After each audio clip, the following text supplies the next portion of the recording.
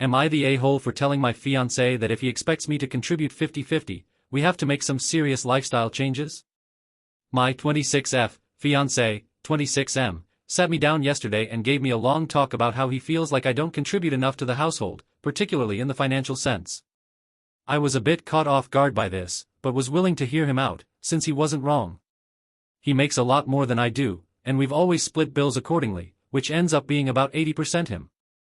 I asked what he wanted me to pay now, and he was adamant about it being 50-50ths.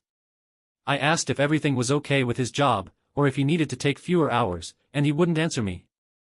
I honestly wouldn't have gotten upset if there seemed like an actual reason behind it, but he just said he'd been thinking about it a lot, over and over, every time I asked what brought him to this conclusion, what was going on, and eventually he just said, "This is how it's going to be, take it or leave it." Those exact words, in response to literally everything I said. Full shutdown. No explanations. I told him that was fine, I'll take it, and then asked if he'd made a Zillow account yet, or expected me to. He looked confused, and asked why we would need a Zillow account. I explained that there's no way I can afford half rent on our current place, so we'll probably have to move into a one-bedroom apartment. He got mad and asked why I didn't have savings.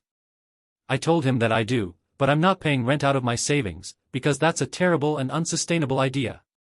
I also began to go over what our new food budget would be, our new entertainment budget, and that we'd probably have to sell the cars and get one less expensive one because I can't afford half of the payments on an Audi and a Land Rover. Then I explained that date nights would probably have to be reduced too, and we could still do, like Buffalo Wild Wings or something, but I preferred Thursday nights because you get 2 orders of boneless wings for one. Basically, if he wants me to pay half, we're living within my means, not his anymore. He kind of agreed to it, but since then, he's been incredibly angry. He's not saying or doing anything, but it's like he's walking around the house in this cloud of pissed off. I sent him 6 Zillow listings, all of which he's called uninhabitable for various reasons, some of which I think were valid, others I disagree with. He's now saying that I'm being unfair and manipulative, and that he tried to come to me with a serious concern about our relationship and I'm making it impossible for him to talk to me, and bulldozing over him. Relevant comments. Commenter 1, can I ask what your salary and his salary are? Like general numbers? A charitable take on his actions could be that he resents not having more money, and is trying to inspire you to try to up your salary or change into a more lucrative promotion/career so you can both be living the high life.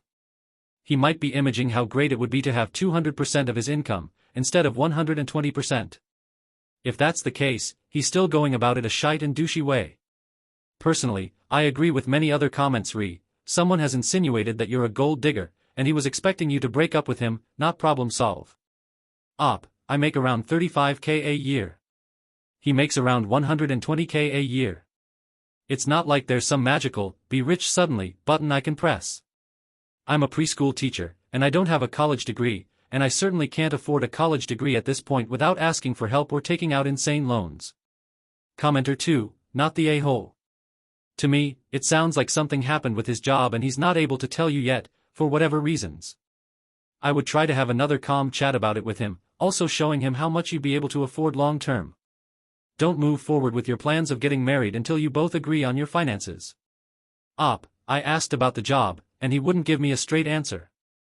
The frustrating part is that I honestly do not mind downsizing, and if I found out tomorrow he lost a job, I'd literally be fine selling what we have and living in a trailer together off just my income, but this feels like some weird power play instead.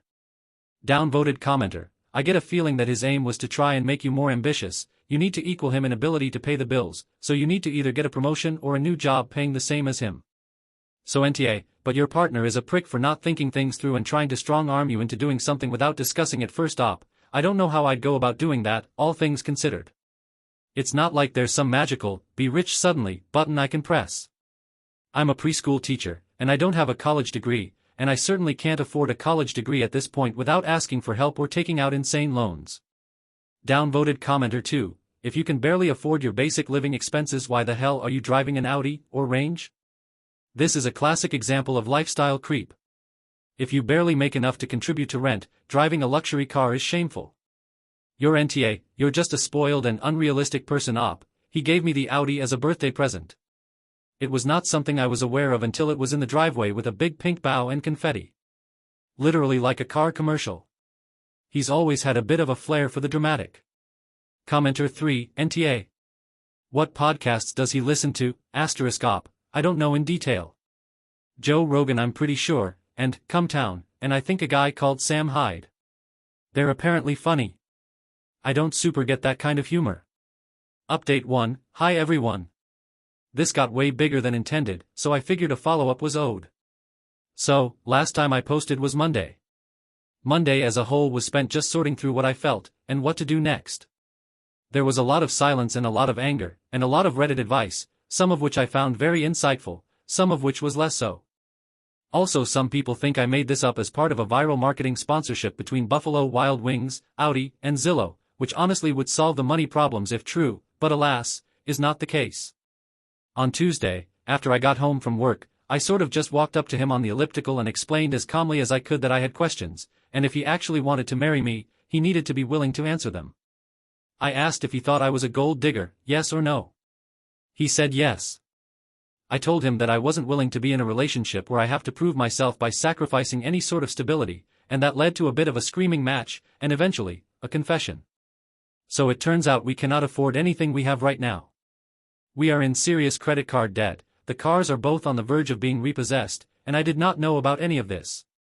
He's been cutting corners on actual necessities, including psychiatric medication. That in combination with some comments from his family led him to some pretty dark places. My fiancé had a full breakdown and apologized for calling me a gold digger, which was nice to hear, but this whole thing had me pretty shaken up. I went to stay with a friend for a little bit. Yesterday, my fiancé and I did in fact go out to BWW and get the 2-for-1 boneless. We talked a lot. I'm still writing fiancé for now, and I really hope we can work through all of this. We talked about how to sell the cars, we don't particularly have a choice at this point, and about my income, his income, and the sort of life we want to have. If we do stay together, we'll be changing how we live a lot. We need to get out of debt, we need to get on our feet. I know some people are gonna say I'm being dumb for not immediately dropping all contact and giving up on the relationship, but I can't do that. I can't look at the guy I love, who went off his meds to try and make a good life for me, and think he's not worth sticking around for, at least to try. I don't know what the future looks like at all anymore though, and the wedding is very postponed at the moment. Sorry this wasn't a more fun update. Relevant comments. Commenter 1, has he come clean to you about what got you guys so deep in the hole? For it to get to the brink it did, lifts more red flags in the air. He could be coping with an addiction problem or something else that could destroy your life. You have got to figure this out ASAP. Please don't make any wedding plans, this is not the man you wanted to marry, op, he has. It's not gambling or drugs, like a lot of people are saying. It's an addiction to nice things.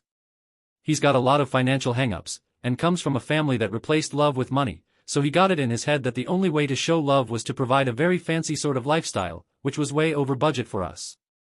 It's going to be a hard pill to swallow, cutting back on everything, but it's what has to happen. Additional comments from Op. I didn't write everything out in this post, but we did go over how the debt got this bad, and I'm currently aware of pretty much everything. There are some accounts I still need to look at this weekend, but for the most part it's all above board at this point. We're definitely looking at the relationship, and I'm going to be taking a much more active role in life planning if we do continue. The wedding is on pause for an unknown amount of time. I'm already looking into places I can afford, and will probably end up renting a trailer. And no, I'm not lying for him. I told him point blank that hiding this stuff is what got us into this mess, and he's not going to be able to keep it under wraps if he wants to stay with me. We need to be upfront about our financial situation, whether he's embarrassed or not. I think that with some hard work, we'll both end up in a better position. We need to get out of debt, and I'm taking the reins for a bit since he's never lived frugally before, but if all goes well, we'll get through this.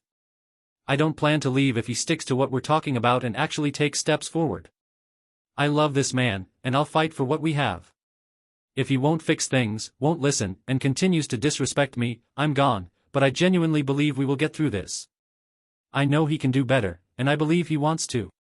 Now he has to prove it. Commenter 2, don't gloss over the comments from family. If you marry him, you're marrying them too. If they're generally toxic to his mental health, you need to talk about whether no contact is necessary. If not, he has some serious repair work to do to fix the impression they have of you. Or has to take on the job of shielding you from their BS. His family don't like me for a number of reasons. They don't like that I don't have a college degree, they don't like that I grew up low income or went to public school, and they don't approve at all of the fact that I'm religious. His mother in particular has called me a hick, a redneck, and several other things I won't put down here. Up until this point, though, he's been pretty good about defending me. Edit, there are good things about my fiancé. 1. Pretty as fuck. This is the most physically attractive man I have ever met. Literal golden curls like a Da Vinci painting, crystal blue eyes, just so pretty it gives me butterflies whenever he looks at me sometimes. 2. Best I've ever had in bed. Very good at just about anything, actually likes going down on me, and makes me see stars. I have never been in a relationship that was as sexually satisfying as this one, and there's no way I'm going back after this. 3. His voice is very sexy. Especially when he speaks Russian.